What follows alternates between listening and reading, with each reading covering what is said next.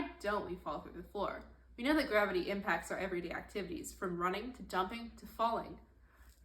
It's everywhere.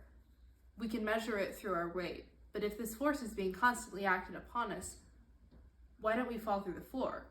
Normal force. Normal force is the force that keeps us upright, keeps walls from moving, and us from pushing heavy objects. When I push on a door, it moves because I'm applying a force to it. But when I push on a wall, it doesn't move because the wall is applying a force to me, and that force is equal and opposite to the force that I am applying to it. This is Newton's third law. For every action, me pushing on the wall with a force, there's an equal and opposite reaction, the wall pushing on me with a force. Friction can also act like a normal force. When I apply a force on this rock, friction keeps it in place. The friction is equal and opposite to the force that I apply to this rock.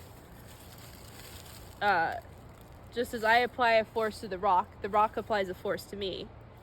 And as the rock applies a force to the ground applies a force to the rock. So let's say this is the rock from before. I'm pushing on the rock in a negative direction, and the rock is pushing on me in a positive direction. Similarly, gravity is pushing on the rock in a negative direction, and the rock is pushing in the ground in a negative direction.